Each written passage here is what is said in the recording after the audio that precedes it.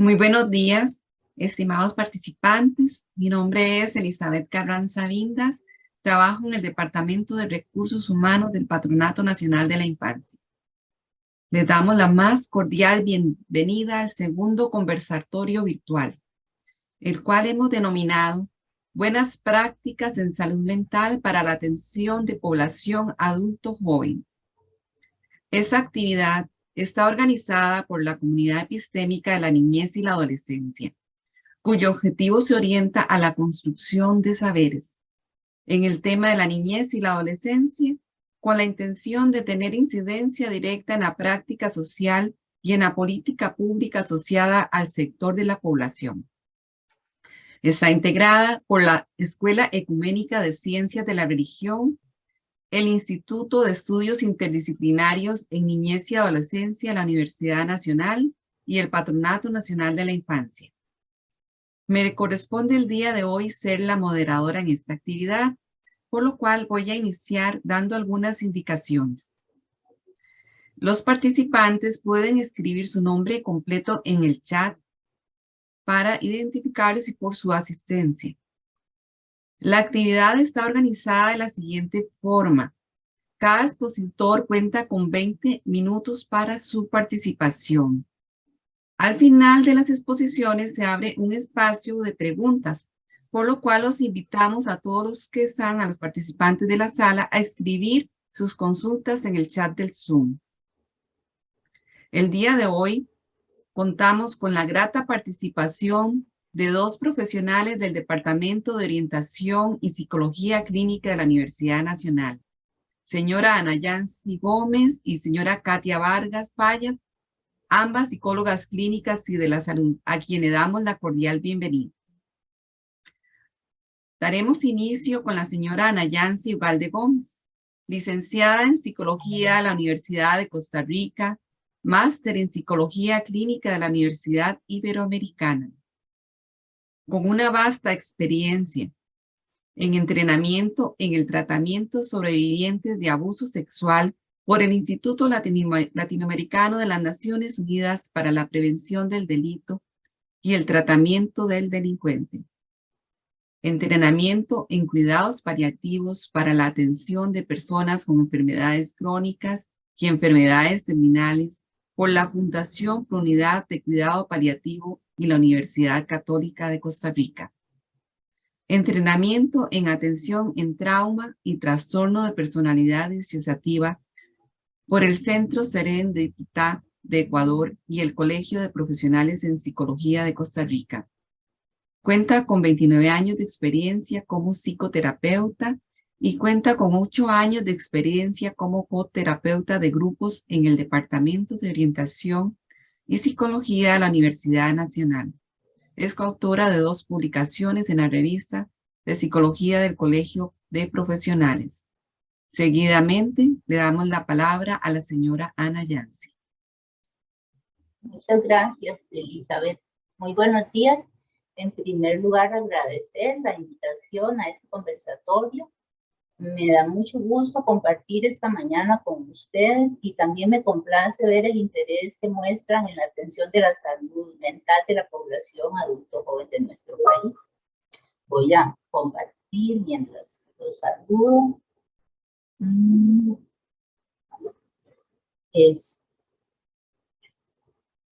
Este es un espacio pensado para compartir, para aprender juntos. Los invito a sentirse en confianza, de compartirnos también sus inquietudes, sus propias experiencias. Listo, ¿verdad? No, algo pasó. ¿Se ve bien? Sí, señora, se ve bien, únicamente que hay que ponerla en modo de ya de pantalla. Y eso sí que ya no se me olvidó cómo se hace. Si me ayuda. Sí, al final a la esquina derecha, donde está a la par del volumen, hay una pantallita. De la esquina derecha. Sí, señora, al final, esquina derecha. Está el volumen que dice más y menos a la par. Voy a volver a compartir porque algo pasó. No se preocupe. Así. No sé por qué no se salió así preocupe. esta vez.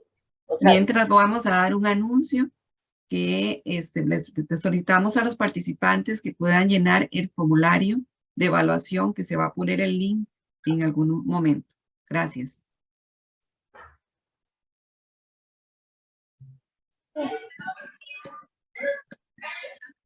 No pasó nada. ¿Lo están viendo?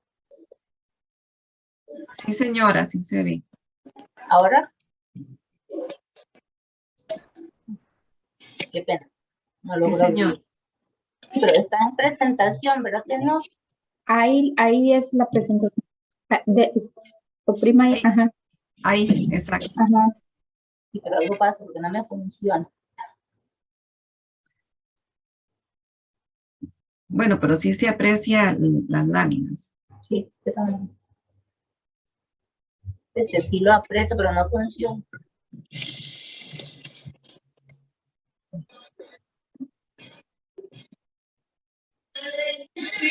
Tal vez si lo pone antes de presentación y ya lo pone a compartir. Sí, antes de compartir.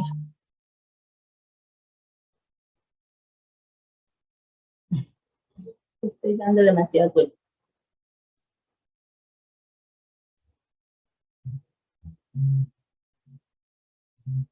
No, tampoco me funciona. No sé si lo comparten ustedes para no atrasar. No sé qué pasó, que no se me abre la presentación o no presentación. Sí, por favor, la compañera Mauricia, si nos puede ayudar. Sí.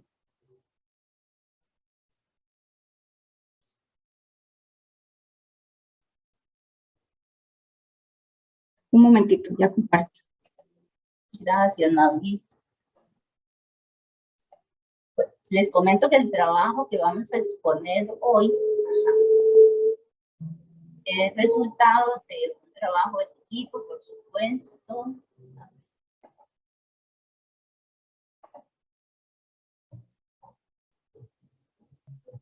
Listo, muy amable. Ahora sí. Bueno, así pasemos la lámina, por favor.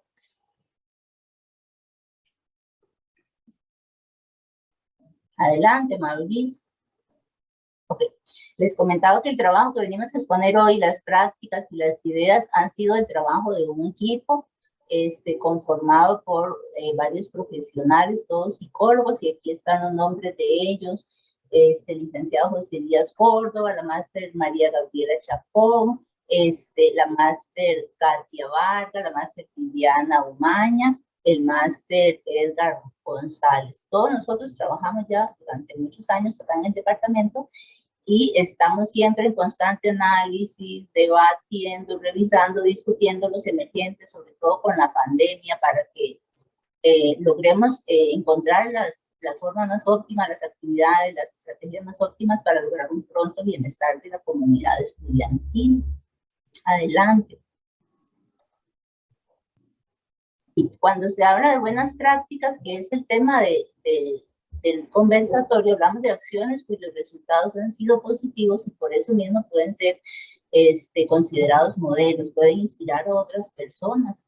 Y es por eso que esperamos que con las ideas que les traemos hoy, algunos de ustedes logren replicar con las adecuaciones o ajustes necesarios algunas de nuestras ideas que, como van a ver, tal vez no son innovadoras. Ustedes van a decir, pero ya yo he oído de eso, pero tal vez repasando y conversando juntos las experiencias podemos actualizar un poco nuestras prácticas profesionales. Adelante.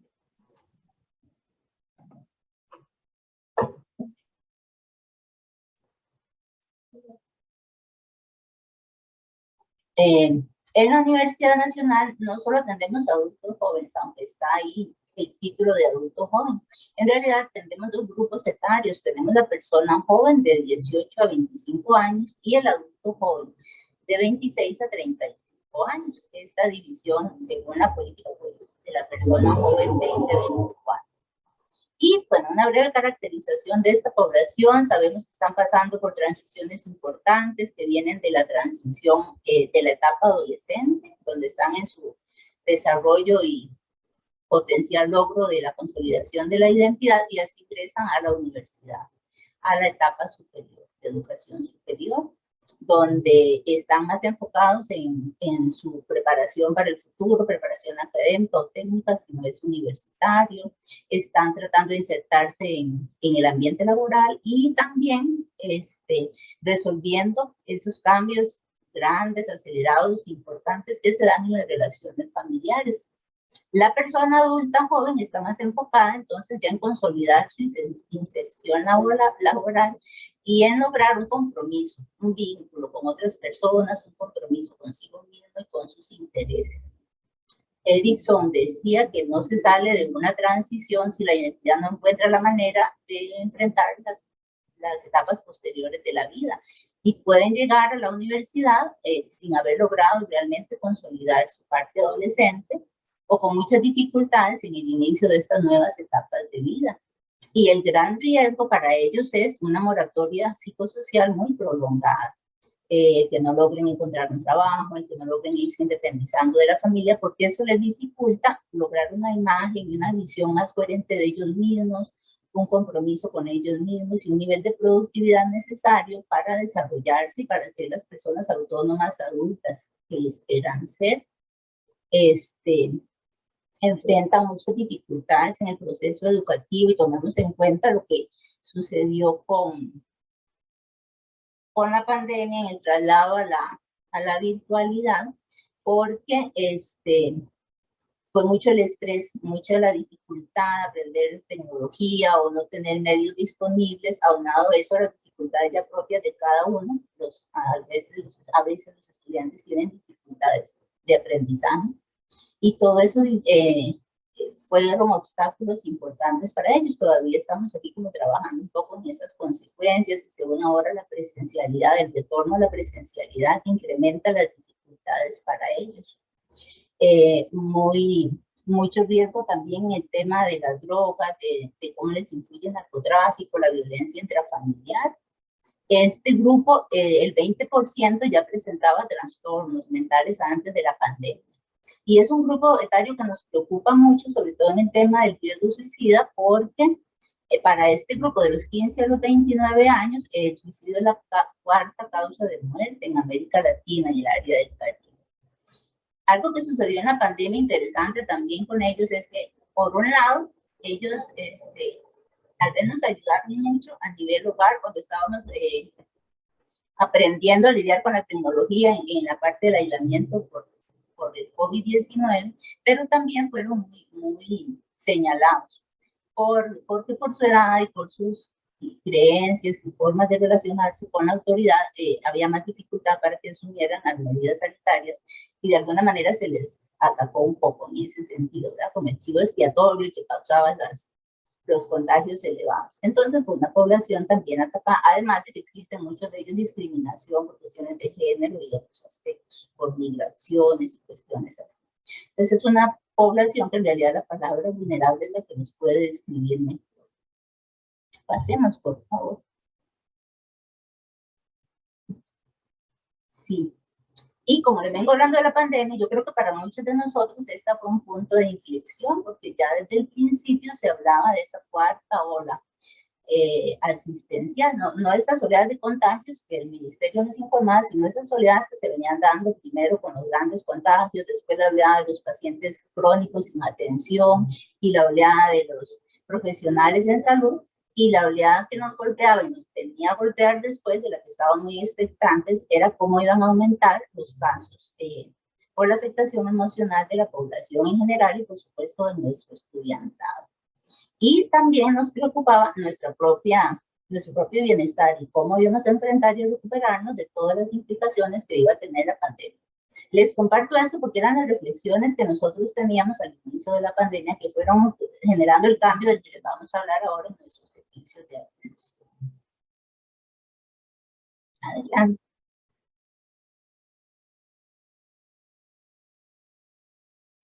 Preocupaban en ese momento las estadísticas ya para marzo, entrando la pandemia, este estudio lo hizo la UNED, la UNED, la UNA, el Ministerio de Salud y la Caja Costarricense, y ellos habían avisado ya de marzo a octubre que se había dado un aumento del 50% en los casos de depresión en Costa Rica y un aumento del 13.8 al 43.7 en los casos de ansiedad.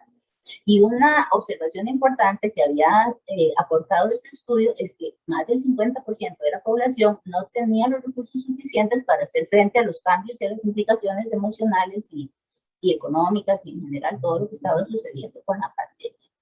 Entonces nosotros nos abocamos precisamente a diseñar estrategias que pudieran solventar estas dificultades. Adelante. Estos eran nuestros números, por ejemplo, para el Departamento de Orientación y Psicología, en los motivos de tratamiento, habían aumentado los depresivos. Del 2019 habíamos cerrado el año con un 29.3% de casos de trastornos depresivos, y para el 2020 cerramos con un 31.38%.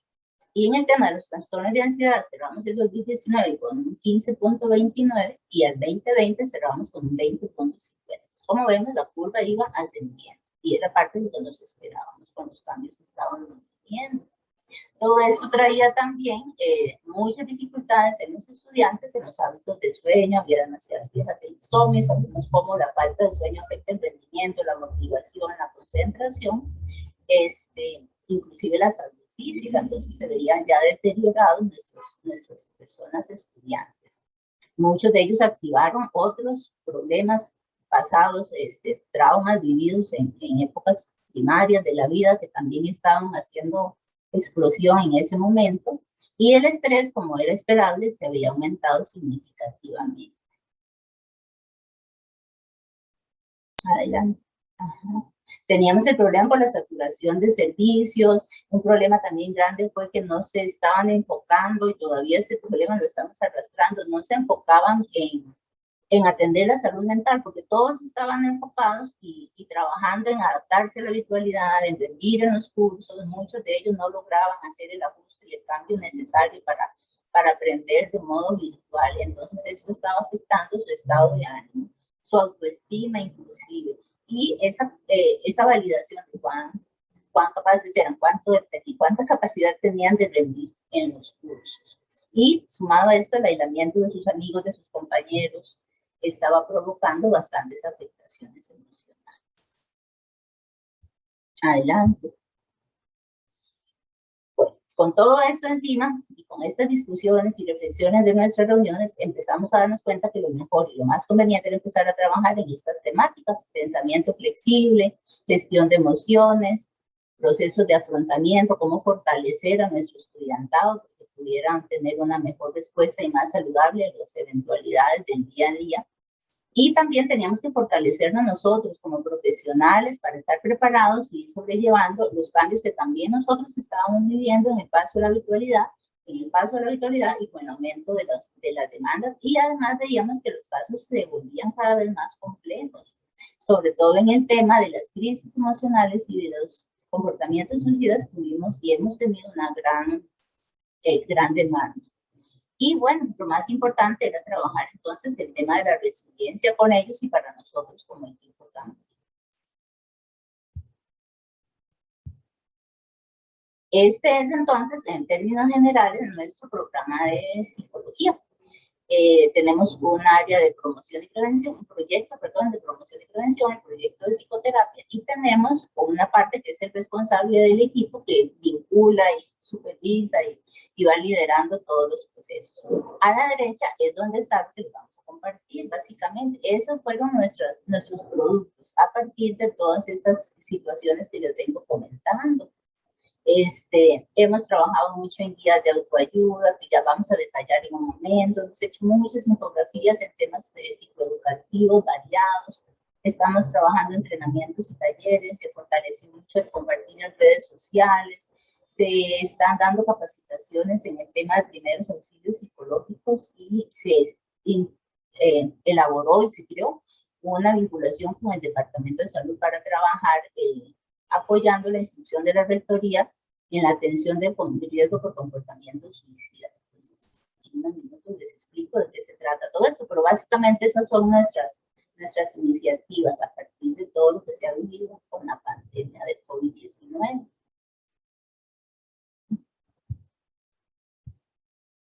Bueno, estos son algunos temas, no me voy a detener en cada uno, más bien les vamos a ofrecer, si están interesados en alguna de las guías, encantadas, se las compartimos en algún momento, se las compartimos a los estudiantes en psicoterapia, están publicadas en la página del departamento. Como pueden ver, los temas son variados para manejo de la depresión, de la ansiedad, para que aprendan a relacionar la forma en que piensan, cómo eso afecta sus emociones y sus conductas. Trabajamos también el sueño, la higiene del sueño, el manejo del estrés. Y un producto importante fue la caja de herramientas. Esto es, en el aula virtual de la universidad, los docentes tienen la opción de accesar mucho de este material que nosotros hemos elaborado y otro que se ha ido agregando. Y la Vicerrectoría de Docencia avaló y aprobó que durante unos 5 minutos en las clases los docentes pudieran disponer para tomar alguno de los documentos o materiales y los pudieran compartir con los estudiantes. Esto con el fin de hacer más de modo transversal la intervención y que el tema de la salud mental fuera calado en las aulas también en la universidad.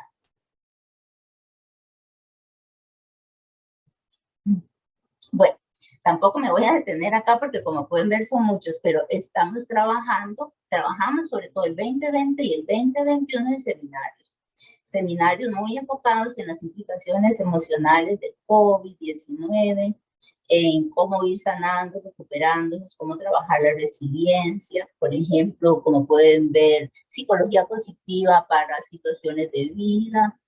Trabajamos mucho la parte de la tristeza, entre la tristeza y la depresión, para que la población, eran seminarios abiertos a la comunidad estudiantil, universitaria y nacional. Entonces nos enfocamos mucho en informar sobre qué es la Creo que hay una falla en... Gracias. Como les comentaba, teníamos estos temas, trabajamos mucho en seminarios, instruyendo y educando a la población, compartiendo información también sobre estrategias para el manejo de la depresión, de la ansiedad, cómo atender, cuidar a personas con este tipo de trastornos, el sueño que estaba también tan afectado. Pues ahí están todas las temáticas que hemos ido trabajando y también hemos trabajado en talleres para la población administrativa, académica. Adelante.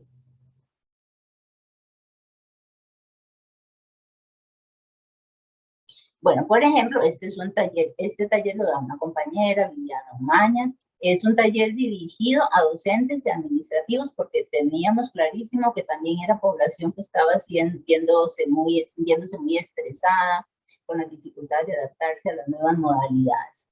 Este taller es interesante porque trabaja la reflexión personal, el aprendizaje y la implementación de estrategias que promuevan el bienestar en todas sus facetas. Y ella lo trabaja promoviendo la respuesta a estas preguntas: ¿qué me hace feliz? ¿A qué le temo? ¿Cómo son mis relaciones personales y cómo quisiera que sean? ¿Y qué me falta por alcanzar?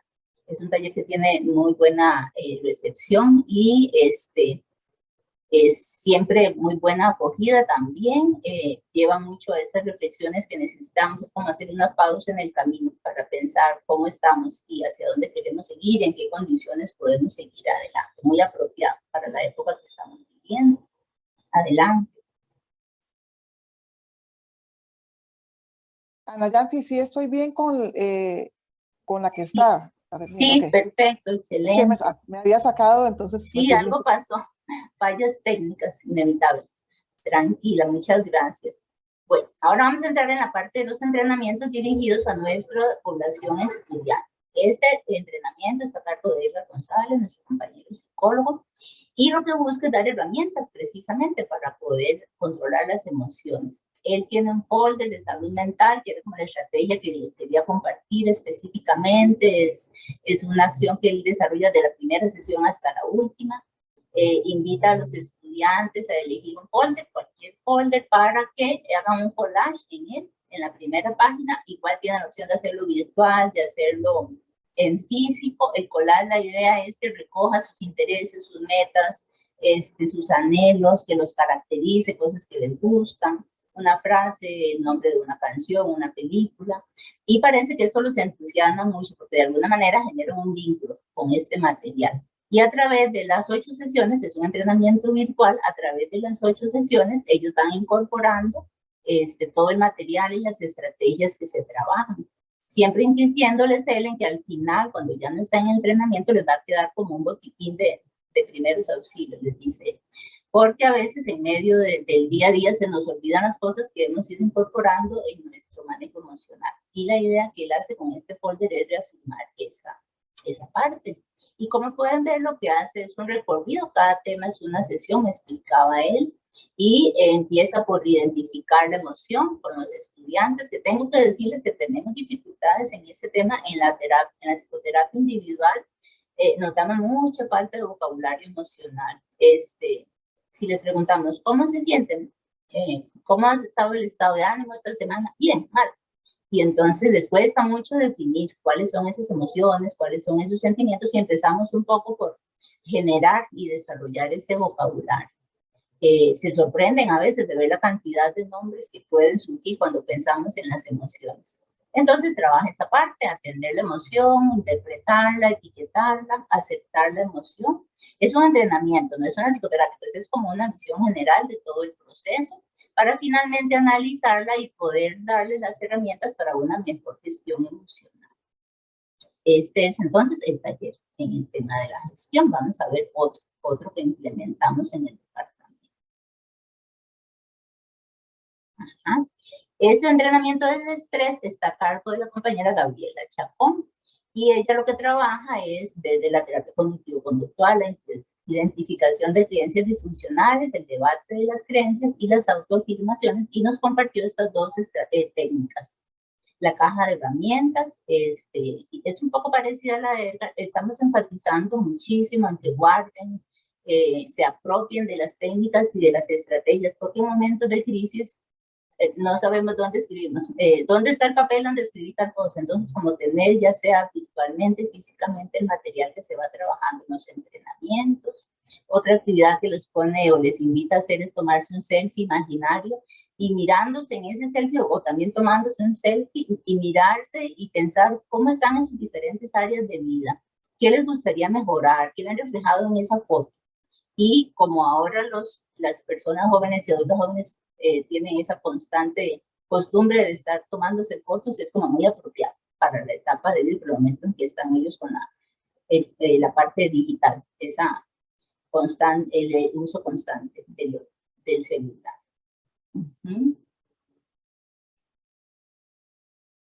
Con ellos es mucho eso, ¿verdad? Hablar el lenguaje de ellos, retomar las cosas que ellos hacen, los intereses que tienen, dónde está más su atención, es una manera muy adecuada de llegar a ellos y de establecer estos vínculos que a veces con la autoridad, en la edad en que están atravesando ellos, son vínculos que pueden estar muy fracturados y en riesgo también. Bueno, y este es el entrenamiento grupal para habilidades de la vida, que como el nombre lo dice, está fortaleciendo y preparando a la población estudiantil, trabaja mucho el autoconocimiento, comunicación asertiva, que ellos necesitan mucho este tema. Tienen muchas cosas que decir y no saben cómo decirlas, no encuentran las palabras, a veces inclusive hacemos el role-playing o el ensayo de cómo decir a los papás tal cosa, cómo decir al profesor alguna necesidad que tienen, alguna dificultad que tienen. Entonces se trabaja la comunicación asertiva, las relaciones interpersonales. Hemos observado con el retorno paulatino a la presencialidad la dificultad y la ansiedad que les está generando volver a clases, o algunos venir por primera vez, porque entraron a la U en marzo del 2020 y se fueron a la casa a recibir clases virtuales. Entonces el venir por primera vez está aumentando los niveles de ansiedad en ellos y no encuentran mucho la manera de comunicarse. Inclusive dicen, es que yo no era así, yo era una persona muy comunicativa, muy espontánea, muy sociable, no sé qué me está pasando. Hemos tenido que reforzar mucho este tema con ellos. Y bueno, nos compartió como estrategias que utiliza la relación entre los estímulos, el pensamiento y la conducta, que eso define mucho cómo el estudiante puede manejar sus situaciones, el trabajo con la detención de pensamiento para que ellos puedan hacer una revaloración del momento que viven, y la reestructuración cognitiva, que es propia de la terapia, del enfoque terapéutico. Vamos a compartir ahora el trabajo de redes sociales. Lo tenemos a través de este sitio, una conexión mental que ustedes pueden accesar también en Facebook y en Instagram. Se trabaja mucho exponer o subir, publicar frases, contenidos psicoeducativos, trabajamos fechas, por ejemplo, la Semana de la Salud Mental y días específicos que estén relacionados con el cuidado, con el sueño, con la salud.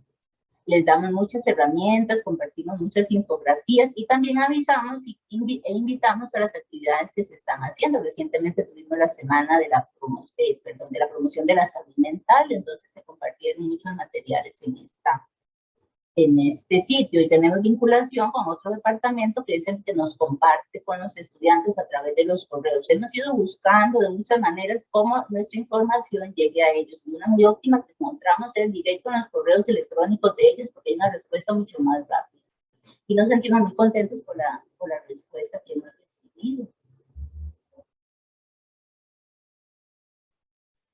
Bueno, este protocolo quería compartírselos porque primero que todo la universidad en el 2020 publicó la instrucción para el comportamiento suicida durante la emergencia sanitaria del COVID y entonces a través de esa instrucción toda la comunidad universitaria, estudiantes, docentes y administrativos estamos obligados a informar al 911 apenas detectamos una situación de riesgo por ideación suicida. Entonces, el Departamento de Salud y nosotros hicimos una vinculación para poder establecer el protocolo de acción. ¿Por qué? Porque la persona detecta el riesgo, llama al 911, pero ahí se quedaba.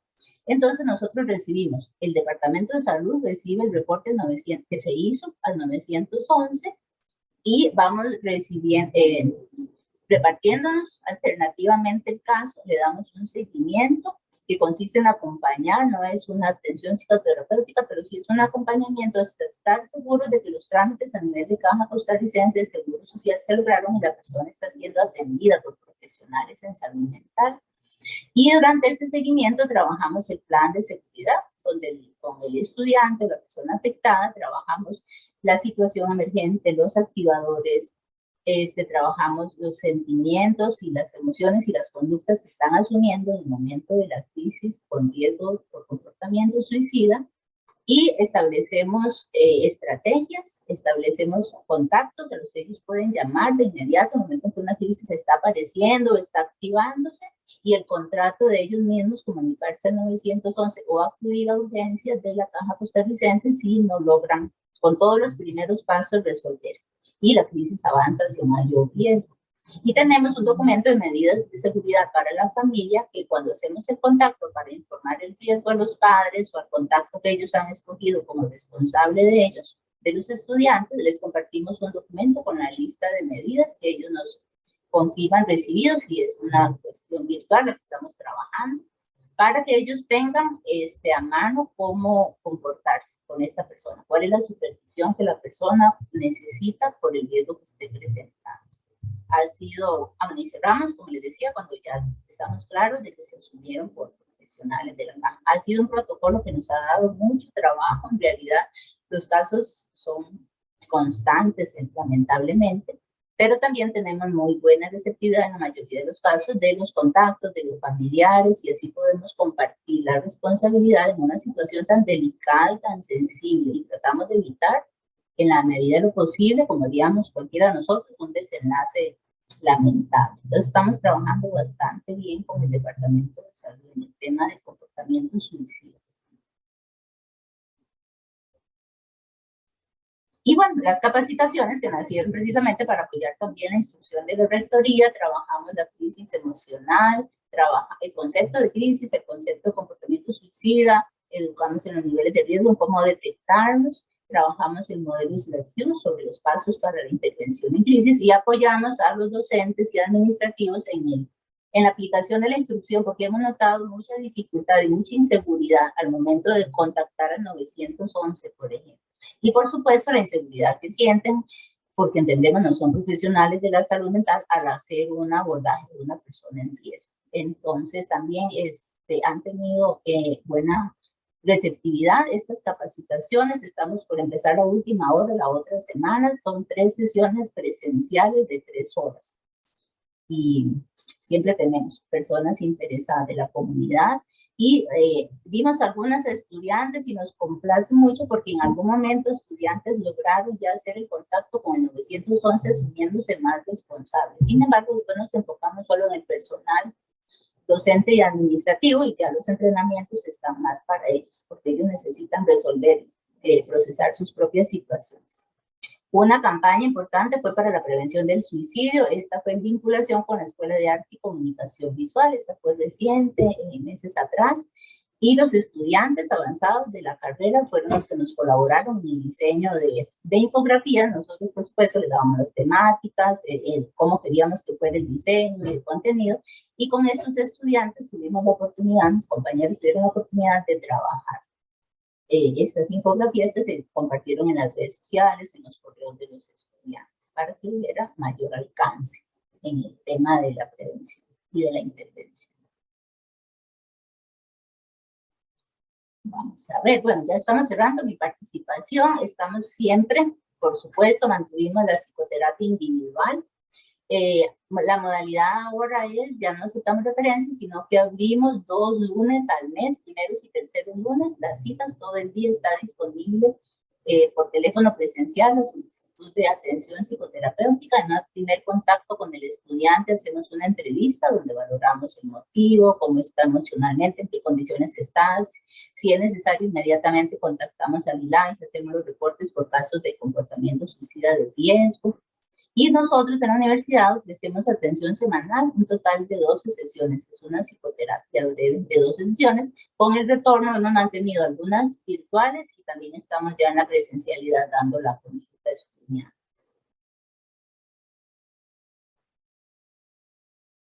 Y la psicoterapia de grupo, tenemos un proceso de selección previa donde hacemos una entrevista a cada estudiante interesado en participar. Son 8 sesiones semanal, también como la de la terapia individual, y estos son algunos de los temas que hemos decidido trabajar con ellos, un poco también en la línea de cómo pensamiento, la relación pensamiento, pensamiento, conducta, emoción, cómo interpretamos las situaciones. Estamos trabajando mucho la activación conductual. Bueno, el grupo trabaja 2 temáticas, ansiedad y depresión, trastornos depresivos y ansiosos. Entonces, hemos incluido la parte de activación conductual para la parte de depresión y la parte de evitación para la parte de ansiedad, pero siempre se trabajan todos en las mismas sesiones, todos los estudiantes comparten las temáticas. En esta cuestión de la autoestima y de tantas exigencias que se aplican a ellos mismos y cómo se lastiman porque no logran a veces las cosas, trabajamos la aceptación, autoaceptación incondicional. Adherencia a los tratamientos, hemos visto cómo recaen ellos emocionalmente porque dejan los tratamientos prematuramente, entonces insistimos mucho en mantenerse con los tratamientos, en consultar con los psiquiatras y con los médicos cualquier alteración, cualquier duda que tengan con los fármacos. Trabajamos higiene del sueño y, por supuesto, al cierre la prevención de recaídas. Estamos ahora presencial, 2 años estuvimos virtual, la psicoterapia de grupo, que nos sentimos muy, muy complacidas y satisfechas de poderlo, bueno, complacidos, porque primero fue Katia conmigo, luego Elías, el compañero conmigo, y ha sido muy exitoso de lograr atenderlos virtual y que se hayan mantenido, y ahora en la presencialidad estamos de nuevo con ellos. Hay una gran demanda de este espacio, cuesta mucho congeniarlo, que calcen nuestros horarios con los de los estudiantes, pero al final, después de mucho trabajo, se logra conformar el grupo y se hace un grupo por semestre, se trabaja un grupo por semestre que tienen la opción de asistir el otro semestre, es más abierto. El grupo se conforma ya, se mantiene el grupo cerrado, pero si alguien desea, se incorpora al grupo en el siguiente semestre con los nuevos compañeros que ingresen. Bueno, estamos terminando. Y como les hablaba de nosotros que teníamos que cuidarnos también, tuvimos mucho cuidado con eso y trabajamos sesiones de autocuidado. La compañera encargada hizo una encuesta, cuáles eran los temas que nosotros consideramos necesarios para trabajar en grupo. Y bueno, ahí estamos con estas sesiones, se trabajan 2 por semestre, es un espacio de 2 horas en realidad, no es todo un día ni toda una tarde por todos los compromisos laborales, pero han sido bastante bien recibidos porque nos conecta con nuestros espacios de entretenimiento, con nuestros valores, con nuestras necesidades, con recursos de apoyo también. Y era necesario para salir adelante con todo lo que hemos vivido, tanto en el trabajo como en nuestras propias vidas en lo personal. Sí, estamos muy agradecidos con las jefaturas por darnos esta oportunidad, por supuesto, porque teníamos también nosotros que cuidar nuestra salud mental para dar una mejor atención a nuestra población. Bueno, con esto termino de momento. Muchísimas gracias por la atención. Quedo atenta a cualquier inquietud. Agradecemos su intervención, doña Nayansi, y por ese trabajo tan importante que realizan con los adultos jóvenes. Ahora continuamos con la señora Katia Vargas Falla, licenciada en Psicología de la Universidad Católica de Costa Rica y máster en Psicología Clínica de la Salud de la Universidad de Costa Rica. Se destaca con su experiencia profesional como terapeuta entrenada en terapia racional emotiva conductual TREC y terapia cognitiva de Beck por parte del Centro Costarricense de Terapia Racional Emotivo Conductual, certificada en el nivel asociado de la terapia racional emotiva conductual por parte de Psicotrep, avalado por el Albert Ellis Institute. Entrenamiento en el Sternship en terapia focalizada en emociones del San Francisco Center for Emotionally Focused Therapy. Terapeuta desde hace 9 años en el Departamento de Orientación y Psicología de la Universidad Nacional. Experiencia como investigadora en el área de Psicología de la Salud en el CIPA de la Universidad Católica de Costa Rica. 8 años en el trabajo con jóvenes de secundaria para evitar la deserción estudiantil con la Fundación Fundacer. Más de 18 años de experiencia como psicóloga. A continuación, le damos la palabra a la señora Katy. Bueno, muy buenos días. Para mí es un gusto estar acá con ustedes, compartir un poco, como comentaba mi compañera Nayansi, de la experiencia que tenemos en el trabajo con esta población. Y básicamente lo que yo les voy a comentar es un poco las técnicas más específicas que han resultado ser positivas con las personas estudiantes, así que me voy a permitir compartir la presentación.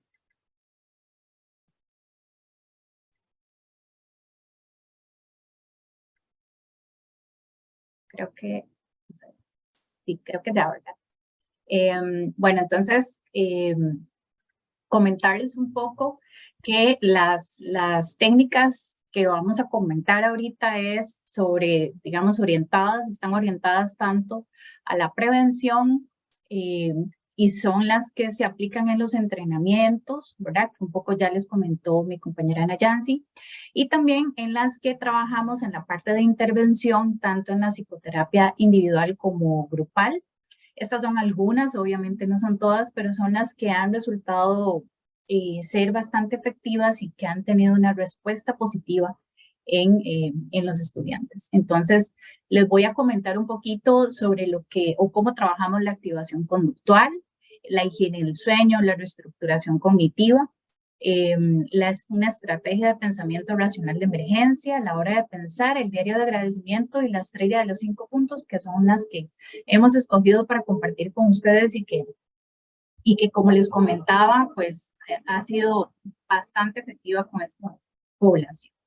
Bueno, comentarles un poquito que la activación conductual, bueno, para mí en mi experiencia con los chicos y las chicas ha sido una de las técnicas más efectivas cuando nos topamos con estudiantes que tienen un estado de ánimo bajo, cuando tienen niveles moderados a severos de depresión.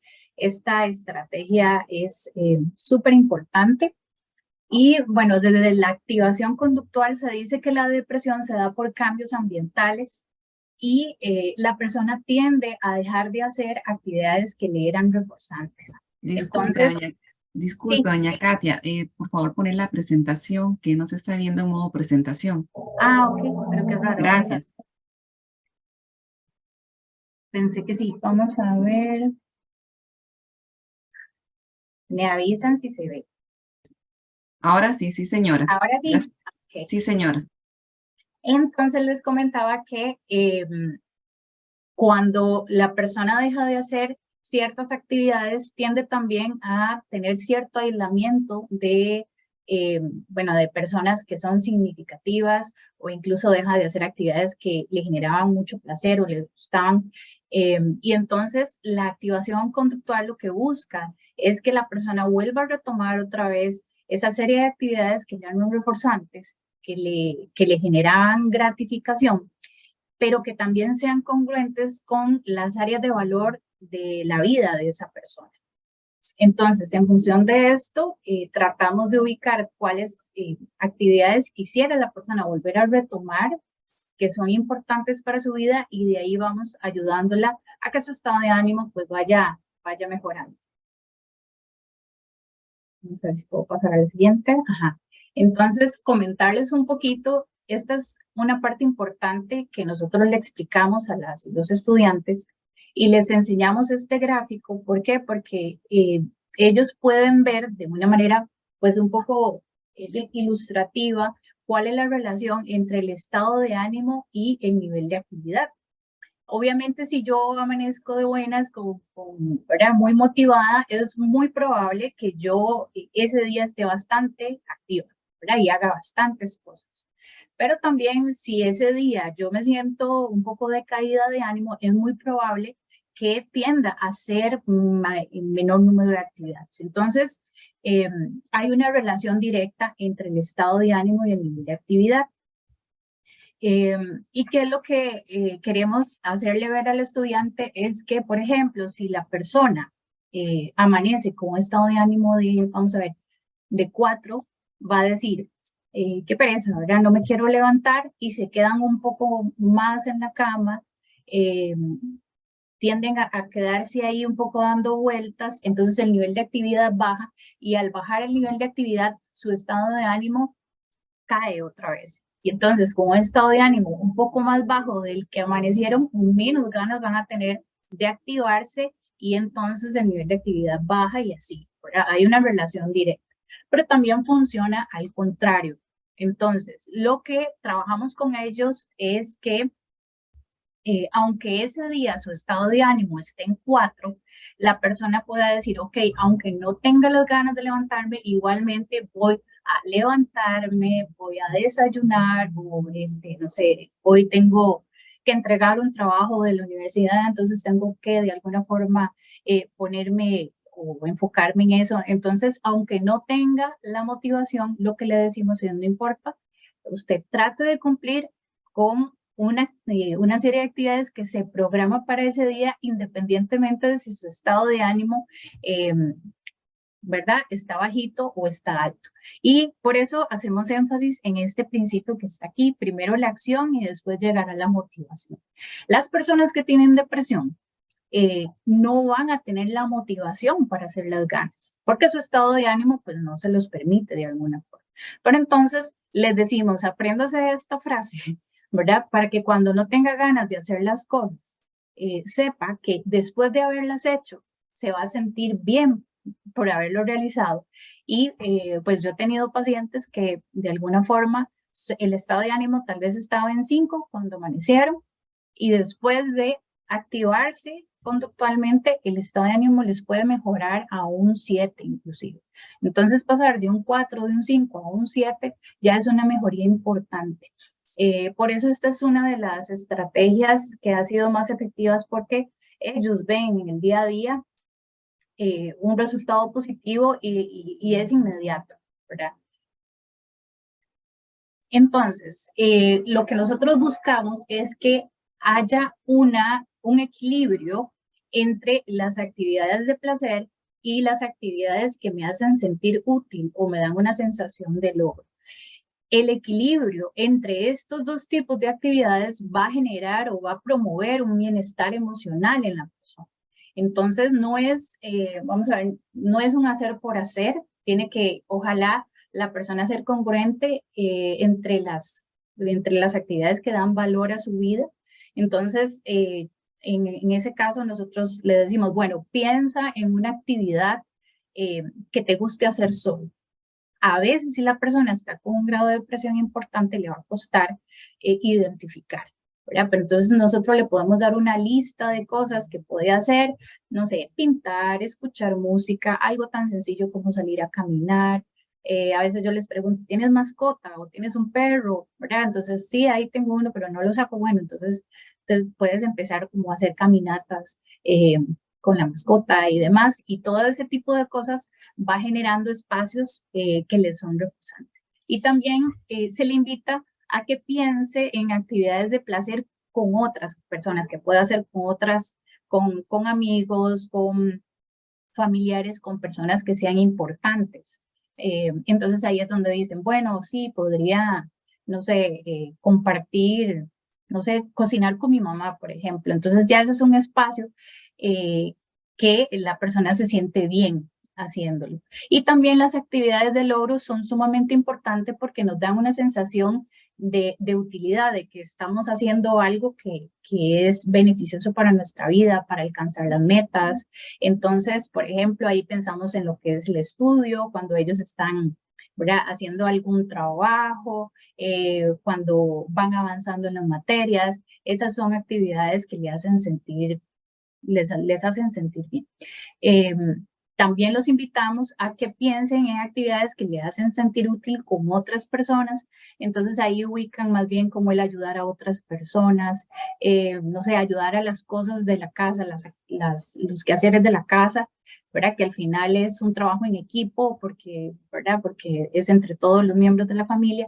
Entonces al final la persona va teniendo una serie de actividades, una lista de cosas que puede hacer, tanto solo que le gusten como con otras personas, y otras actividades que le hagan sentir útil solo y con otras personas. Entonces, ¿por qué apuntamos mucho al equilibrio? Porque en estas etapas, por lo menos, vemos muchos estudiantes que solo se enfocan en la parte educativa, en el estudio. Muchos de los estudiantes que atendemos tienen beca, entonces tienen una presión muy grande de que no pueden perder una materia, y les preocupa mucho de qué pasa si ¿verdad? No logro pasar esta materia, pierdo la beca, y son estudiantes que si realmente no tienen la beca, se les va a complicar muchísimo el poder estudiar. Entonces, muchos se enfocan solo en eso y dejan de lado otras actividades que les pueden ser placenteras. Y nuestro cerebro necesita esas válvulas de escape para poder equilibrar los niveles de estrés que manejamos diariamente. Pero si a nuestro cerebro lo estamos presionando mucho solo con aspectos de responsabilidad, pues los niveles de cortisol, que es la hormona del estrés, van a estar tan altos que ya luego ese cortisol va a afectar la función de los neurotransmisores y por ende la persona tiende o tiene más probabilidades de que se vea afectado su estado de ánimo. Entonces, por eso es tan importante ayudarle a que puedan buscar espacios de recreación, de relajación y demás. Entonces, bueno, los pasos para la activación conductual, básicamente, el primero es ayudarle a que la persona sea consciente de la relación que hay entre el nivel de inactividad y el estado de ánimo o la depresión. Muchas veces las personas no son conscientes y se dejan llevar, ¿verdad? Se dejan llevar porque ese día no quise levantarme y me quedé en la cama y no hice nada. Y tal vez el placer inmediato, bueno, no tanto un placer, pero la comodidad inmediata que tiene la persona es que efectivamente no hace nada. Pero al final del día, si yo les pregunto cuál fue su estado de ánimo al final, por no hacer nada y quedarse en la cama, no mejora y más bien muchas veces baja más. Entonces, si, como les decía ahora al inicio, si amanecieron un nivel de ánimo de 4, quedándose en la cama, puede ser que quede ahí o incluso llegue a 3, ¿verdad? O más bajo. Entonces, hacerles entender de alguna forma o explicarles esta relación es muy importante.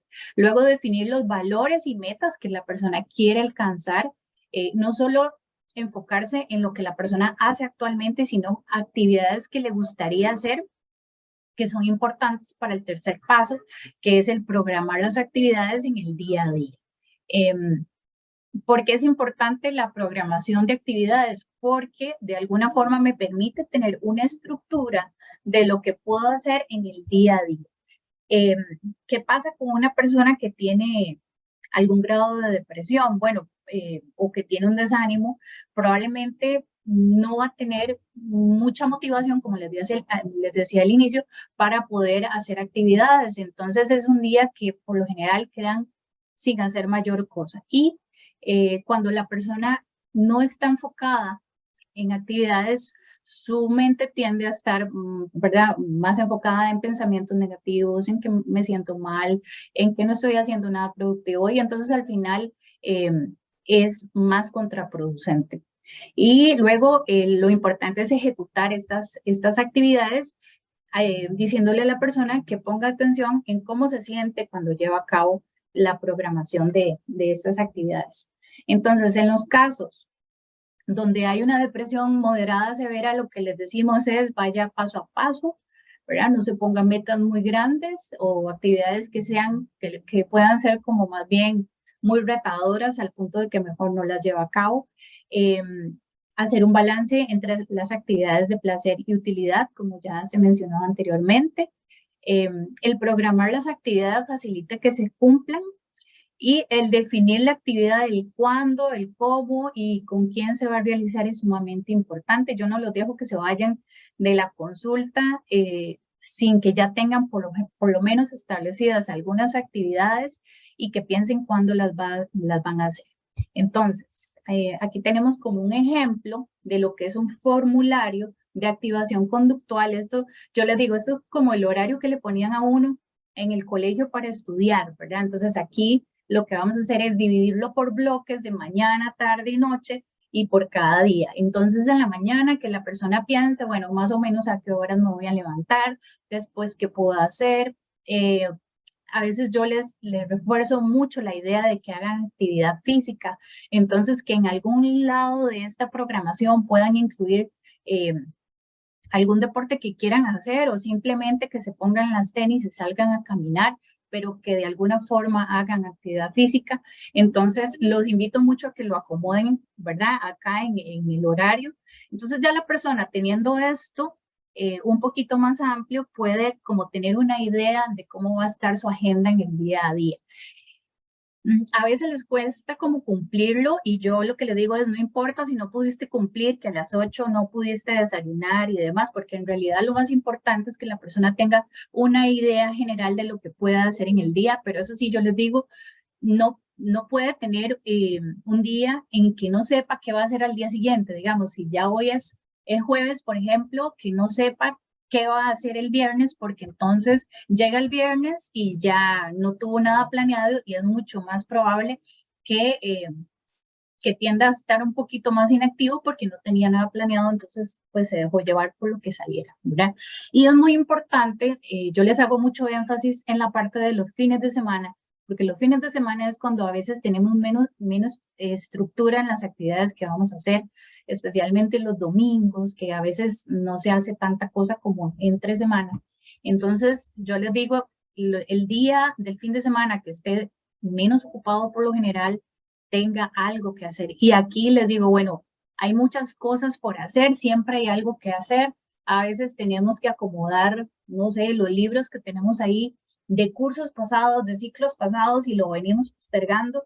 Bueno, eso puede ser una actividad que se puede programar, acomodar la ropa del closet, un poco, no sé, el jardín, como arreglarlo un poco. Cualquier actividad puede ser útil en personas que tienen un estado de ánimo un poco bajo. Entonces, bueno, en términos generales, esa es la activación conductual, que es una de las estrategias más efectivas que hemos podido aplicar con la población estudiantil. Luego también hacemos mucho énfasis en la higiene del sueño. A ver, nuestros estudiantes tienden a minimizar un poco la importancia del sueño, y el sueño es una actividad sumamente importante que tenemos los seres humanos. Cualquier persona que no duerme bien va a tener implicaciones no solo a nivel físico, sino a nivel también mental, de la salud mental. Entonces, la higiene del sueño es un tema que tratamos de trabajar con ellos, y que muchas veces ellos llegan y nos dicen, no, es que estoy durmiendo muy mal o tengo insomnio, ¿verdad? Ustedes saben que el sueño es una de las, vamos a ver, Es uno de los aspectos que por cualquier cosa se puede ver afectado. Desde que si tengo un dolor ya no duermo bien, que si tengo una mala digestión ya no duermo bien, que si tengo una preocupación ya no voy a dormir bien. Entonces es un aspecto que por cualquier cosa se puede ver afectado. Si tengo ansiedad, si tengo depresión, definitivamente el sueño no va a ser de buena calidad. Entonces tratamos de trabajar lo que es la higiene del sueño. Entonces básicamente la higiene del sueño son una serie de prácticas y hábitos que se llevan a cabo con el fin de combatir el insomnio y también buscar que se tenga una mejor calidad del sueño, ¿verdad? Y tener la persona energía cuando despierta. Entonces, básicamente, estas son algunas de las recomendaciones que les damos. Por ejemplo, mantener un horario regular, tanto para levantarse como para acostarse, incluyendo los fines de semana. Y lo de los fines de semana es especialmente importante para las personas que tienen un insomnio muy fuerte y que hay que empezar a regularse, que ese ciclo circadiano se vaya regulando. Entonces tenemos que decirle, aunque sea fin de semana, usted se levanta a la misma hora y se acuesta a la misma hora, esto para trabajar bastante la parte de regulación. Les decimos que eviten el consumo de cafeína, bebidas alcohólicas. Mucha gente dice, bueno, voy a tomarme un vinito para dormir. Bueno, se ha visto que el alcohol interfiere en la calidad del sueño, o sea, las sustancias de alguna forma interfieren con la calidad del sueño. La persona se puede dormir rápido, pero no tiene la misma calidad del sueño que si no tomara el alcohol, ¿verdad? Y la cafeína, obviamente, que es una bebida estimulante, nos va a alertar y entonces va a interferir con un buen sueño. Eso es importante. Los estudiantes, los chicos a esta edad, tienden mucho a hacer muchas cosas en la cama. Que leer, que comer, que ver televisión, que ahí llevan las clases, estudian. Entonces, ¿qué es lo que pasa? Se está condicionando muchísimo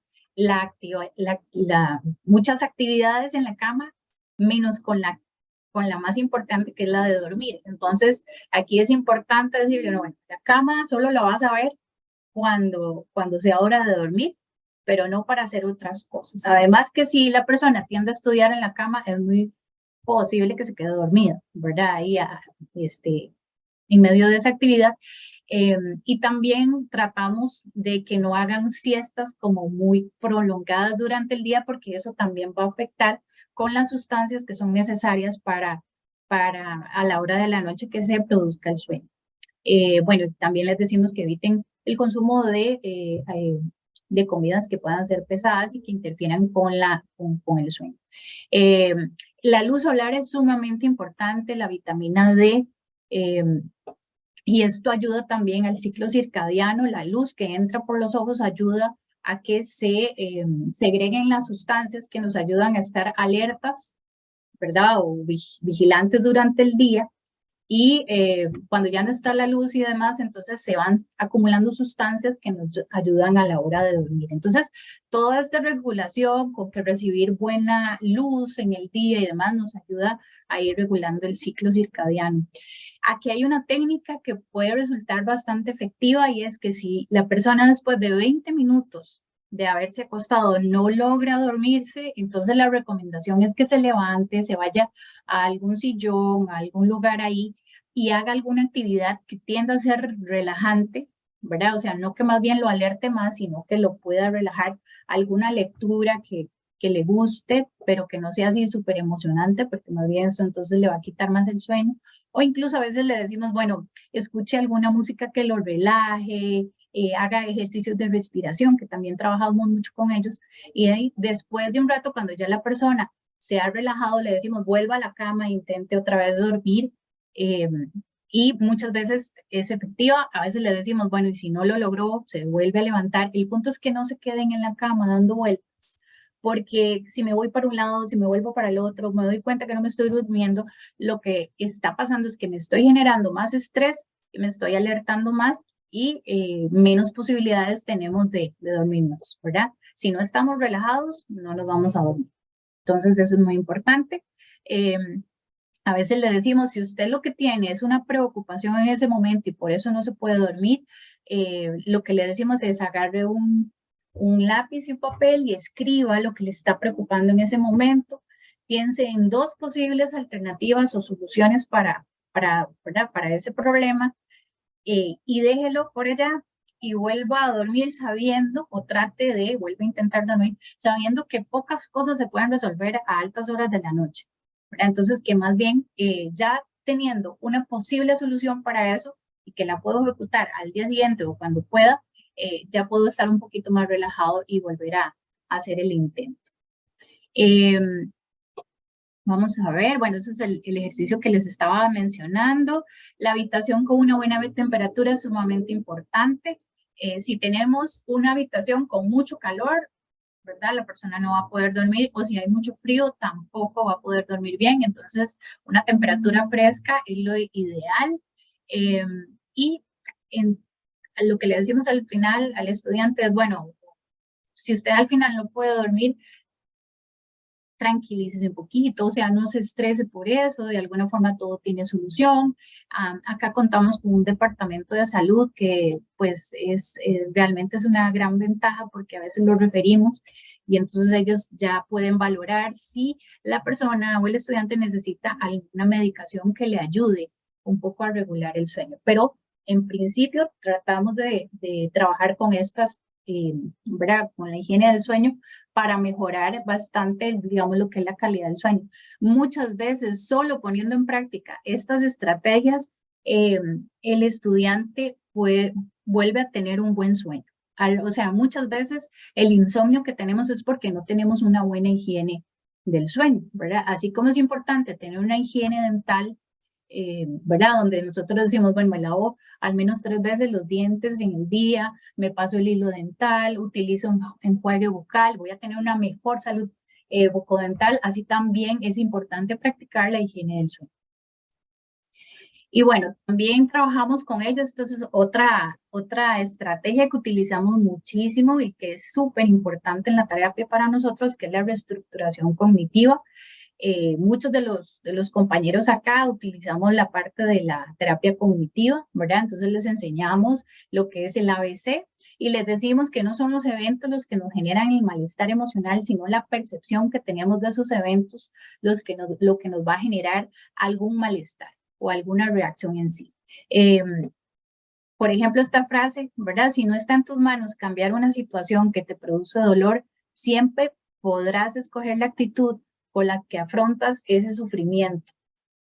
Nosotros tenemos bastantes estudiantes con situaciones familiares, económicas, sociales, pues que son complejas, y lo que nosotros queremos y buscamos con la terapia es que ellos puedan tener esas herramientas psicológicas que les permitan enfrentar esas situaciones, porque esas situaciones muy posiblemente no van a cambiar. Ellos tienen que enfrentarlas todos los días, pero lo que nosotros queremos es que tengan esas herramientas para hacerle frente y puedan salir adelante a pesar de la adversidad y puedan seguir sus metas, que en este caso es terminar con una carrera. Es muy bonito cuando a veces a mí me dicen los chicos, me dicen, bueno, es que la verdad es que las cosas siguen estando igual, pero yo ya lo enfrento diferente. Cuando ya dicen eso, yo hasta me dan ganas como ¿verdad? De ya darles el título, porque en realidad eso es lo que queremos. Buscamos que ellos sean sus propios terapeutas y ellos puedan tener esas herramientas para enfrentar el mundo.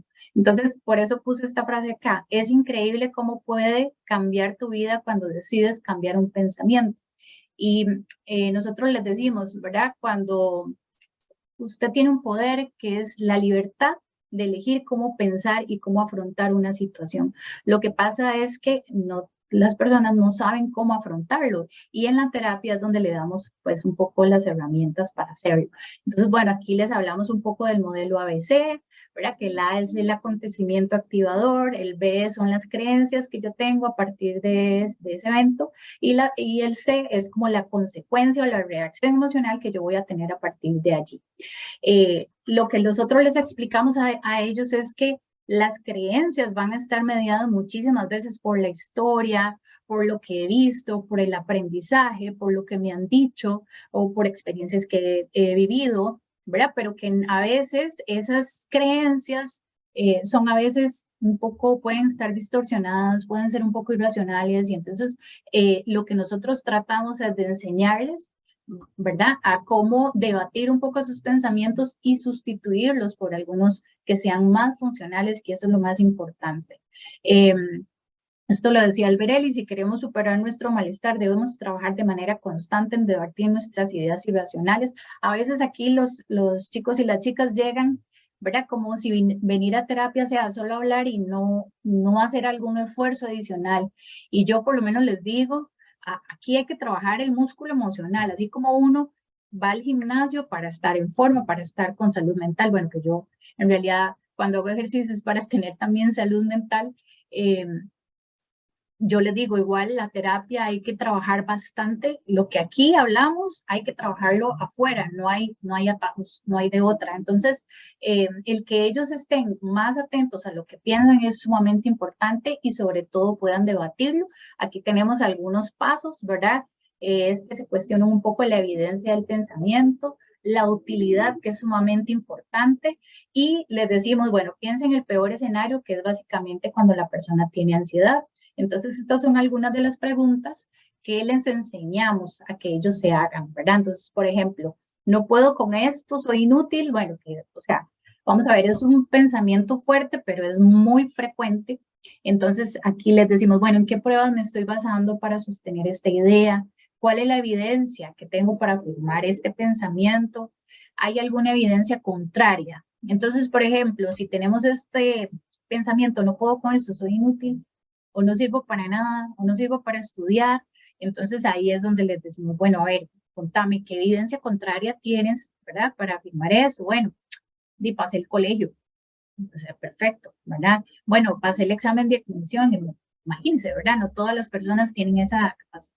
Entonces les ayudamos a que tengan una perspectiva más amplia a la hora de pensar o de visualizar algo, y también a que se filtren los pensamientos, porque a veces son pensamientos automáticos que nos llegan por estas creencias que tenemos y no los cuestionamos, dejamos que pasen, pero con esto lo que queremos es que la persona sea crítica, ¿verdad? La utilidad de los pensamientos es básicamente si pensar de esa forma me ayuda a obtener las metas que yo quiero, me hace sentir bien o me hace sentir mal, me está ayudando a enfrentar la situación o más bien me está impidiendo que yo avance o que busque soluciones para este problema. Entonces es muy importante la parte de la utilidad. Y el peor escenario lo utilizamos más cuando tenemos pacientes muy ansiosos. Entonces les decimos, bueno, a ver, de esto que estás pensando, ¿qué es lo peor que podría pasar? Bueno, no sé, quedarme en el curso. Bueno, ok. ¿Y crees que de alguna forma lo podrías enfrentar? Estamos de acuerdo, es un evento desafortunado, pero podrías enfrentarlo de alguna forma. Sí, sí podría. Entonces, pensar en el peor escenario le permite a la persona saber que si eso pasa, puedo tener algunas herramientas para poder enfrentarlo, porque muchas veces ellos magnifican el hecho de que no lo van a poder enfrentar, pero cuando uno se sienta con ellos y les dice, bueno, vamos a ver, en otros momentos de tu vida lo has enfrentado, has pasado por situaciones un poco más fuertes y las has, ¿verdad? Las has superado, que te hace pensar que el no pasar un curso no lo vas a poder enfrentar, ¿verdad? Y si eso pasa, puedes aprender de esta situación, puedes, ¿verdad? O sea, le ha pasado a otras personas y lo han superado. Entonces, ¿por qué no lo podrías, ¿verdad? Vos también superar. Entonces, al final es un debate muy bonito porque el estudiante se da cuenta de que sí puede, de que sí es capaz y de que puede salir adelante, ¿verdad? Vamos a ver. Ajá, y bueno, esta es otra estrategia que es del pensamiento racional de emergencia, que se relaciona mucho con el debate, y es que a partir de, vamos a ver, si la persona antes se decía que no es capaz, ¿verdad? Entonces ahora vamos a sustituir ese pensamiento automático de que no soy capaz y no lo puedo lograr por otro más funcional que me permita de alguna forma enfrentar la situación. Entonces, por lo general les decimos, tiene que ser un pensamiento corto, significativo, que la persona tenga ahí como presente. Entonces, estos son algunos ejemplos. Sentirme enojado es mi decisión y necesito escoger las batallas que voy a afrontar. Yo genero mi enojo y por ende yo lo controlo. Es válido sentirme enojado. pero necesito asegurarme de canalizarlo de manera sana. Entonces, recuerdo que cuando yo hacía la terapia de grupo con Ana Yancy, entonces les dábamos unas tarjetas chiquititas, ¿verdad? Bueno, en realidad las hacíamos con el debate, pero para que ellos las tuvieran ahí en la billetera y las pudieran sacar en algún momento que ellos consideraran que las necesitaban leer. Entonces esto funciona parecido y resulta que lo toman con buena receptividad. Bueno, luego tenemos acá la hora de pensar, que es muy útil para las personas que tienen vamos a ver, tienen como este pensamiento en bucle, ¿verdad? Como la rumiación cognitiva. Así como rumean las vacas, ¿verdad? Que mastican y mastican. Ese término se utiliza en la parte de psicología para las personas que pasan pensando en algún problema y le dan vueltas y le dan vueltas.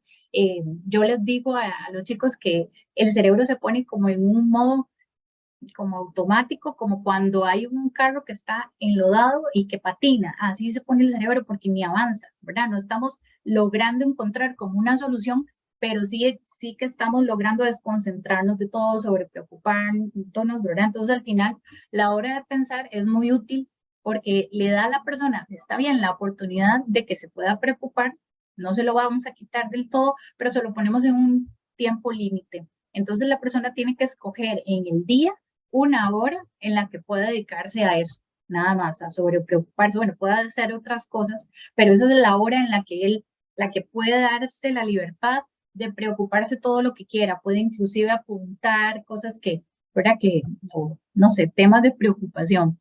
Y entonces, por ejemplo, si escoge de 2 a 3, a las 3 en punto, la persona tiene que hacer un alto y ya enfocarse en otras cosas.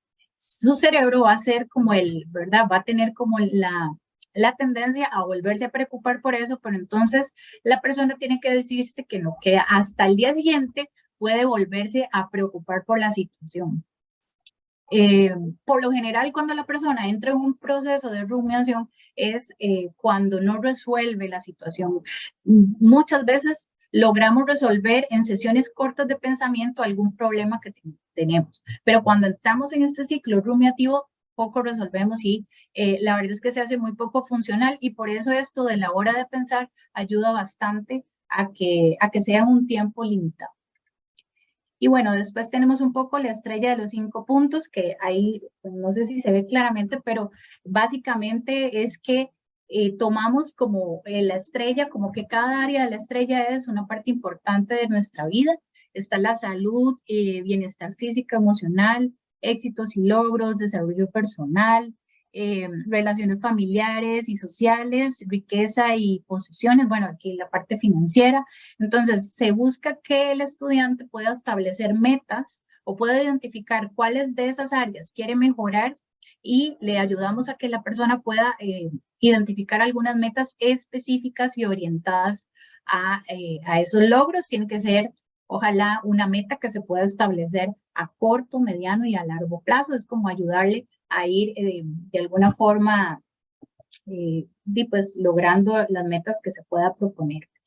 Y luego tenemos el diario de gratitud, que también es una muy buena práctica y que le resulta bonita, digamos, a los chicos y a las chicas, porque de alguna forma les permite ver todo aquello por lo que pueden agradecer.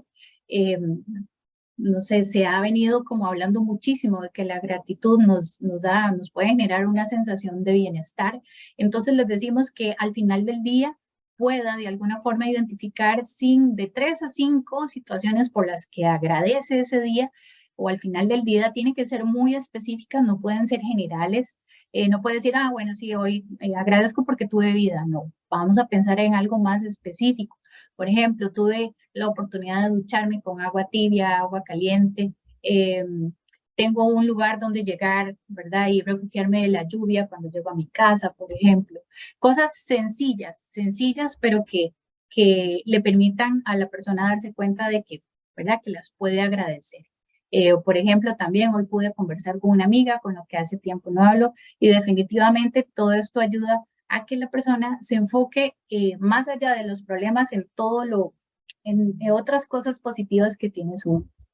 Y bueno, esas serían un poco las las estrategias que para nosotros pues resultan bastante efectivas y positivas con los estudios.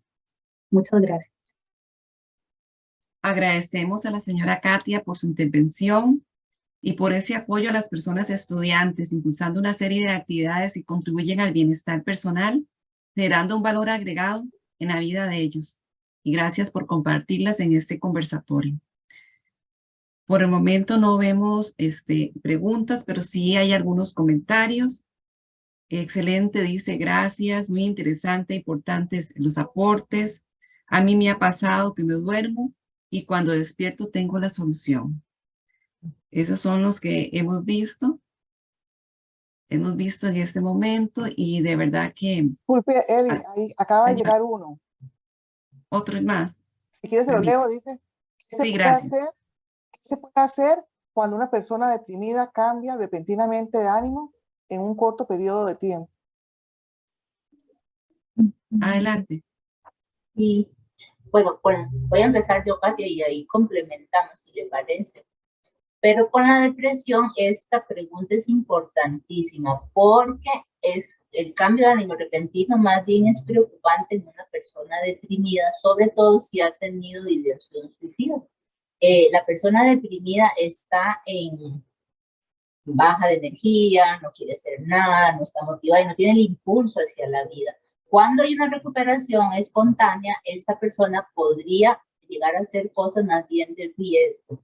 Es necesario con estas personas que cambian repentinamente estar muy pendientes de qué activó el cambio. A veces ya han tomado decisiones letales, decisiones fatales, y la tranquilidad que tienen es porque ya saben cómo va a ser el final. Entonces es muy preocupante, es una señal de alarma en realidad. Y lo que tenemos que hacer es mantener la comunicación, no sé si es en el ámbito clínico o en el familiar, pero es lo mismo, aplica mantener la comunicación, explorar el motivo del cambio, conversar si hay alguna idea de riesgo, estar muy pendientes de ello, supervisar. La depresión no remite de un día para otro, la depresión es un trastorno cuando ya se instala y lleva tiempo la recuperación, sobre todo si ha sido crónica, si ha sido depresión mayor.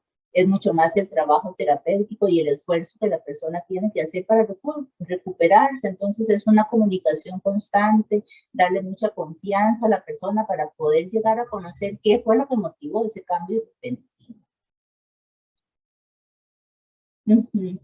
Katia, no sé si quiere agregar algo porque veo más preguntas ahí. Ajá, no, yo creo que aquí, porque también veo una que dice, cuando la persona habla de suicidarse, correcto. Básicamente es siempre una persona que tenga un estado de ánimo bajo, que se mantenga por más de 2 o 3 semanas, que vemos que la persona tal vez tenía como un patrón de comportamiento y lo ha venido cambiando, siempre es importante consultar. Además, obviamente, ojalá uno se pueda acercar a la persona y preguntarle si hay algo, ¿verdad? Si hay alguna situación en particular.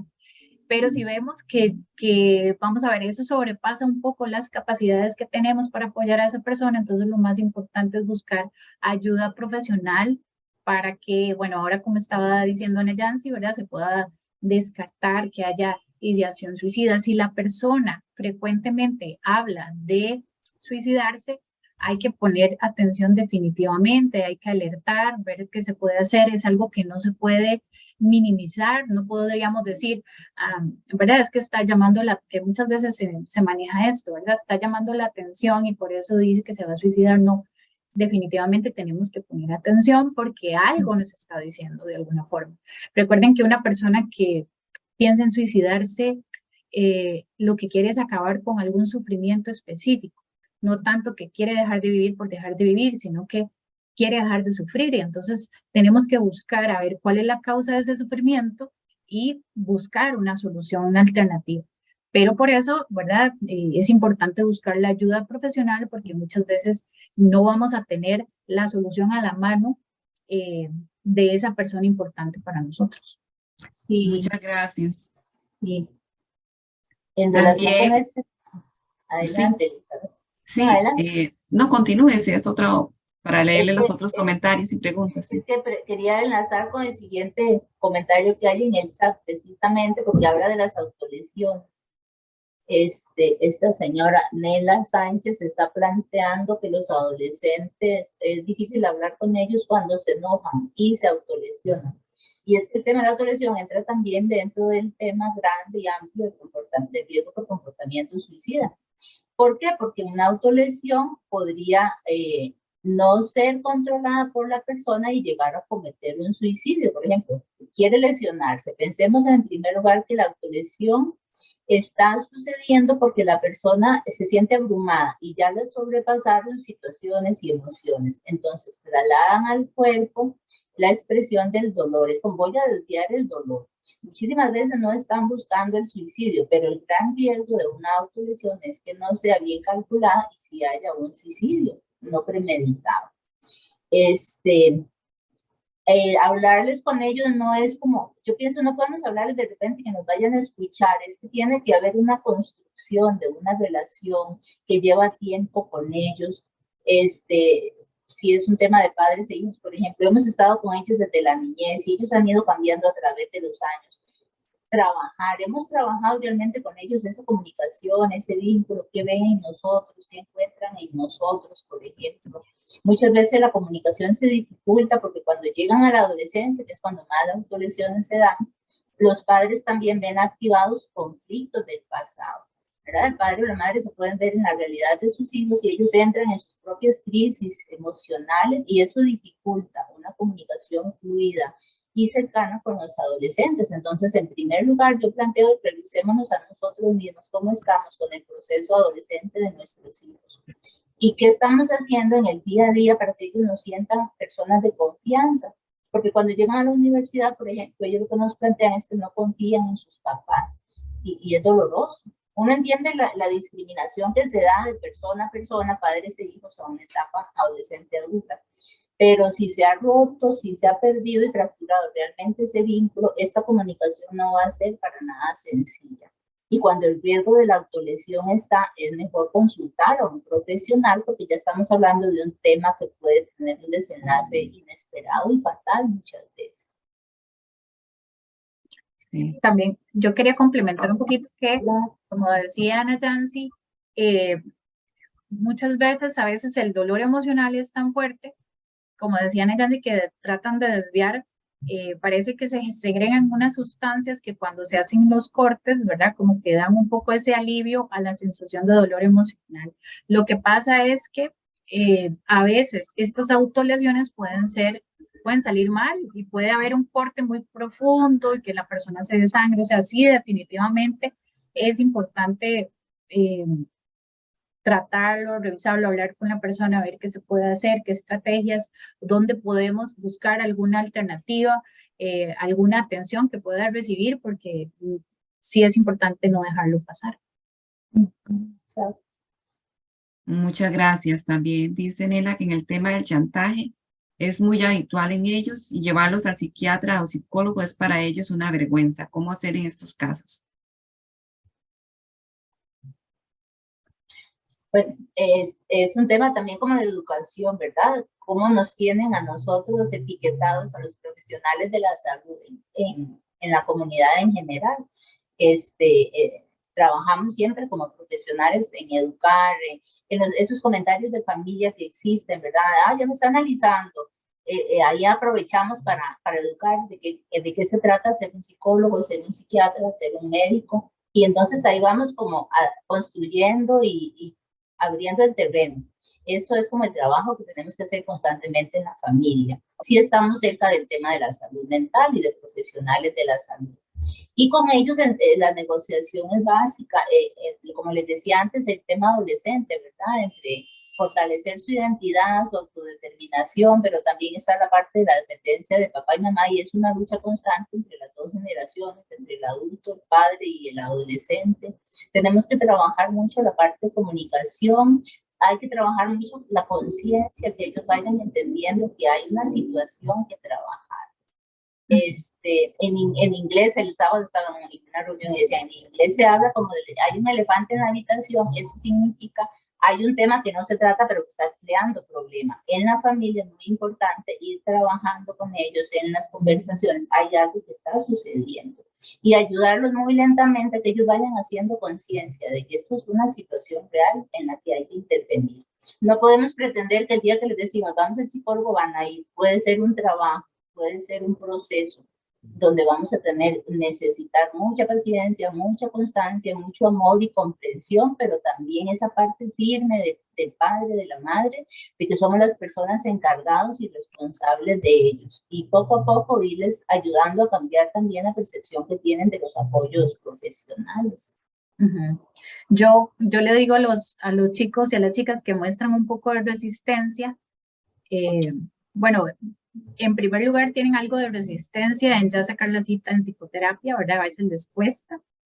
Y luego cuando hay un cuadro de depresión que yo digo, voy a referirte a salud para ver si podemos apoyarnos con medicación, a veces, ¿verdad? Tienen su resistencia en el tema, pero yo les digo, bueno, esto es como un hipertenso que necesita su tratamiento para regular la presión arterial, o como una persona con diabetes, por ejemplo, que necesita del tratamiento para que se regulen los niveles de insulina. Es exactamente lo mismo. A veces se necesita una ayuda para regular la comunicación entre las neuronas y los neurotransmisores y demás. Cuando uno les explica de alguna forma, pueden entender. E incluso yo les pongo una imagen que hay en internet, ustedes la pueden buscar, así ponen de cerebro deprimido y le ponen la opción de imágenes y ahí van a tener, se puede comparar el cerebro de una persona que no está deprimida con una que sí lo está, ¿verdad? La que no está deprimida tiene bastantes áreas iluminadas en comparación con la persona que está deprimida. Entonces yo les digo, vean, su cerebro está sufriendo cuando está deprimido, ¿verdad? No es un asunto de que no voy porque qué vergüenza, es que el cerebro está también sufriendo y necesitamos ayudarle en esta parte porque si la depresión es fuerte, la terapia pues va a ayudar, pero va a estar un poco más limitada. Entonces sí es muy importante complementar con la ayuda de un profesional, pero como decía Ana Yancy al inicio, desgraciadamente a nivel de sociedad todavía hay ¿verdad? Mucho mito, mucho estigma en relación a la ayuda de los profesionales en la salud mental. ¿Verdad? Pero bueno, hay mucho trabajo que hacer. Si aquí hay personas del MEP, no sé, o de donde hayan espacios donde podamos hacer psicoeducación con los estudiantes, ojalá desde que están pequeños, ¿verdad? Yo creo que estas generaciones tienen menos problemas con esos temas que tal vez las de nuestros padres, ¿verdad? Que donde se le decía, vaya al psicólogo, al psiquiatra, ahí sí, ¿verdad? Decían, ahí no, ¿cómo? Si yo estoy bien, si yo no estoy mal, no, es que ir a un psicólogo o una psicóloga no es porque esté mal, necesariamente, es porque queremos tener salud mental. Entonces, yo creo que hay que hacer un trabajo fuerte en la parte ¿verdad? Psicoeducativa desde las escuelas, desde la parte comunitaria, para ir trabajando este tema. Gracias. También nos dice Susana, en los casos de estudiantes del Ministerio de Educación Pública que no tienen posibilidades económicas de acompañamiento de proceso psicológico terapéutico privado y la caja brinda citas aisladas, ¿qué recomiendan? Yo quería preguntar porque alguien anotó PM, es importante recomendar, no sé si eso es respuesta a lo anterior o es otra cosa. Es otra persona que dice a las personas menores de edad, es importante recomendar la línea 1147 y el número 8989-1147 para acompañamiento psicológico y psicoeducación, orientación familiar. Sí, está respondiéndole entonces a doña Susana, me da la impresión, ¿verdad? Sí, que está ese apoyo también, ¿verdad? Excelente, sí, muy bien. Luego, también nos dice María Parrales, si la persona anda aislada, pero como familia se busca cómo animarla, pero no funciona, y cuando tratas de hablar, ella pone barreras y lo hace todos los días y habla de que no tiene motivación alguna, que se siente sola a pesar que se le presta atención. Es un comentario. Sí. Bueno, es importante recordar algunos de los síntomas de la depresión son precisamente el aislamiento, la baja energía, la baja capacidad de sentir placer. Entonces, por ahí ya estamos viendo que son síntomas de una persona que podría tener una depresión. Y el tema de las redes sociales y de los apoyos familiares es muy delicado, porque como padres podemos estar sintiendo que estamos apoyando, pero como hijos tal vez no están sintiendo el apoyo. Entonces hay una desconexión entre lo que damos como padres y lo que ellos están recibiendo como hijos. Además tienen su dolor, que es como algo, una pantalla que les impide a veces recibir nuestros esfuerzos. De ahí la referencia siempre a la comunicación, porque ellos necesitan acompañamiento. Está esa parte niño todavía dependiente, pero necesitan privacidad y soledad de la parte adolescente que está creciendo. Y es un juego de fuerzas bastante complicado. La comunicación es el revisarnos también como padres, y me hace pensar esto, porque nuestros estudiantes en consulta nos dicen, es que yo no quiero preocupar a mis papás, es que mi mamá está deprimida, es que mi mamá se queja mucho. Es importante que nosotros mismos nos revisemos cómo estamos emocionalmente. ¿Qué imágenes estamos transmitiendo a ellos para que ellos busquen más bien aislarse y no buscarnos, no comunicarnos, no cargarnos con sus preocupaciones? A veces nos pueden estar percibiendo como personas débiles o como personas muy enojonas, ¿verdad? Muy agresivas, muy intolerantes. Y aunque estemos ahí para ellos y ofreciendo nuestro apoyo, tal vez estamos haciendo algo que está bloqueando que nuestro mensaje sea recibido por ellos, y por eso están a la defensiva muchas veces. Entonces, un poco revisar cómo nos comunicamos y también cómo estamos nosotros para contener estas fuerzas y estos conflictos adolescentes. Muchas gracias. También dan felicidades por el Día del Psicólogo. Entonces, felicidades a todos los que son hoy psicólogas y psicólogos. No sé si alguien tiene algún comentario más o una consulta. Bueno, si no es así, también les solicitamos, por favor, bueno, aquí hay una más. ¿Cómo se puede hacer cuando una persona es medicada para controlar la crisis de ansiedad, pero no acepta el sentirse tan vulnerable? Vamos a ver, la pregunta sería, pero no acepta sentirse tan, pero sí tiene tratamiento, ¿verdad? Parece. Sí, parece que sí. Con la ansiedad muchas veces, ojalá, o sea, lo ideal es que la persona no solo tenga la ayuda farmacológica, sino que también pueda, ojalá, tener la ayuda de la terapia, porque la terapia le brinda estrategias para poder enfrentar momentos donde se pueda sentir ansiosa. ¿Qué es lo que pasa con la ansiedad? La ansiedad, vamos a ver, imaginemos que aquí tenemos lo que nos dé ansiedad, y entre más yo me alejo, más grande se hace la intensidad de la ansiedad, ¿verdad? Entre más yo me acerco, me enfrento a eso que me genera ansiedad, pues se va acortando un poco más la ansiedad.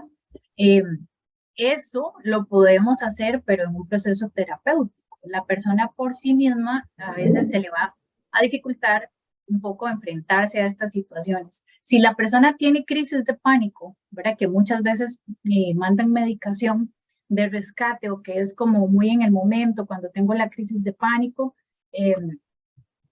digamos que la persona de alguna forma tiende a, puede ser que llegue a depender un poco del fármaco, y no necesariamente utilice las estrategias o no tenga las estrategias para poder enfrentar ese momento ansioso. Entonces, ojalá la persona pueda de alguna forma, pues asistir como a un proceso de terapia donde se le pueda dar como ese acompañamiento. Y a veces esto de no aceptar, ¿verdad?